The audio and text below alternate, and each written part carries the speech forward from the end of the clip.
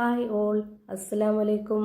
Welcome back to Silnas kitchen. ഇന്നത്തെ recipe ഗോതമ്പ് പൊടിയും മുട്ടയും കൊണ്ട് നല്ല അടിപൊളി ടേസ്റ്റി ആയിട്ടുള്ള ഒരു വെറൈറ്റി ആയിട്ടുള്ള ഈവനിങ് സ്നാക്സിന്റെ റെസിപ്പിയാണ്. അപ്പോൾ ഇതെങ്ങനെയാണ് തയ്യാറാക്കുന്നതെന്ന് നോക്കാം. അതിനായിട്ട് വീഡിയോ സ്കിപ്പ് ചെയ്യാതെ മുഴുവനായിട്ടൊന്ന് കണ്ടു നോക്കണേ.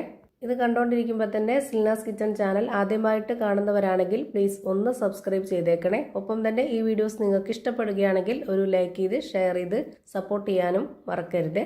ഇതിലേക്ക് ആദ്യം തന്നെ ഒരു മസാലക്കൂട്ട് തയ്യാറാക്കുന്നുണ്ട്. അതിനായിട്ട് സ്റ്റവിലേക്ക് ഒരു പാൻ വെച്ച് കൊടുത്ത് ഫ്ലെയിം ഓൺ ആക്കി കൊടുത്തിട്ടുണ്ട്. ഓയിൽ നല്ലപോലെ ചൂടായി വന്ന സമയത്ത് ഒന്ന് ലോ ഫ്ലെയിമിൽ ഇട്ട് കൊടുത്തതിന് ശേഷം ഒരു 3 സബോള കട്ട് ചെയ്തതും, ഒരു തക്കാളിയും, 2 പച്ചമുളകും, വെളുത്തുള്ളി, ഇഞ്ചി ഒന്നിച്ച് ചതച്ചതും, മല്ലിയിലയും കറിവേപ്പിലയും, പിന്നെ ഇതിലേക്ക് ആവശ്യമായിട്ടുള്ള പൊടികളും കൂടി ഇട്ട് കൊടുക്കുന്നുണ്ട്. എല്ലാം കൂടെ ഒന്നിച്ചിട്ടിട്ട് വഴറ്റിയെടുക്കുകയാണ് ചെയ്യുന്നത്. അപ്പോൾ അതിനായിട്ട് ഇതിലേക്ക് 1/4 സ്പൂൺ അളവിൽ പെരിഞ്ജീരകപ്പൊടി, മഞ്ഞൾപ്പൊടി, ഗരം മസാലപ്പൊടി, അടുത്തതായി ഇതിലേക്ക് ഉപ്പിട്ട് കൊടുക്കാം. പിന്നെ എരിവിനനുസരിച്ച് മുളക് പൊടി ഇട്ട് കൊടുക്കുക. ഓരോരുത്തർക്കും എത്രയാണോ വേണ്ടത് അതിനനുസരിച്ച് ഇട്ട് കൊടുക്കാവുന്നതാണ്. ഞാനിവിടെ ഈ ഒരു സ്പൂണിന് 1 സ്പൂൺ അളവിലാണ് മുളക് പൊടി ഇട്ട് കൊടുത്തിട്ടുള്ളത്. ഇതിപ്പോൾ ആ ഒരു ലോ ഫ്ലെയിമിൽ തന്നെയാണ് വെച്ച് കൊടുത്തിട്ടുള്ളത്. ഇനി നന്നായിട്ടൊന്ന് ഇളക്കി കൊടുത്തതിന് ശേഷം ഇതൊരു 5 മിനിറ്റ് നേരത്തേക്ക് ഒന്ന് വേവിച്ചെടുക്കാം. നന്നായിട്ടൊന്ന് കുഴഞ്ഞു വരട്ടെ.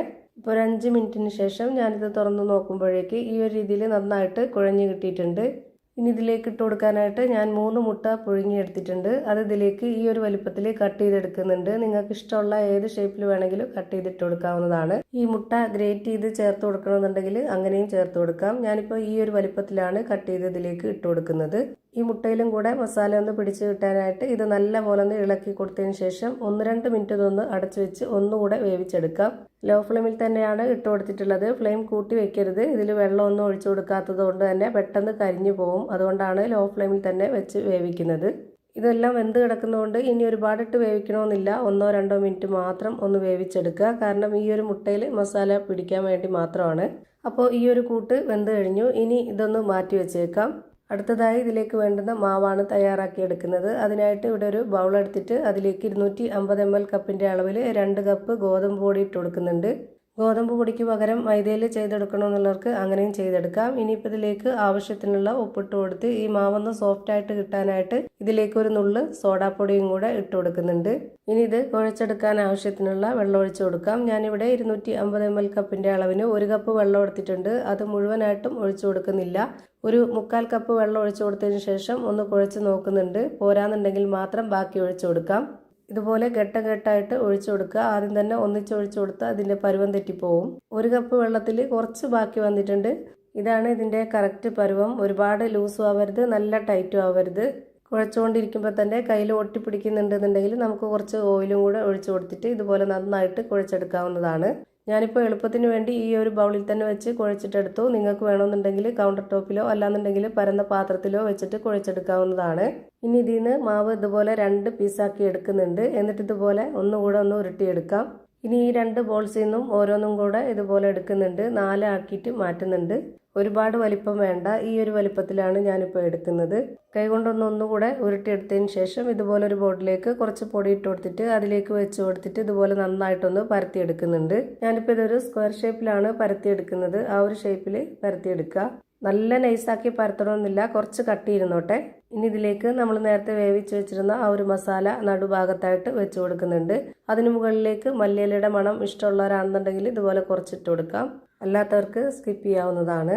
ഇനി ആദ്യം ഈ മാവിൻ്റെ ഇതുപോലുള്ള 2 അറ്റം ഒന്ന് മടക്കി കൊടുത്ത ശേഷം ഈ ഒരു അറ്റവും കൂടെ മടക്കി കൊടുക്കുന്നുണ്ട്.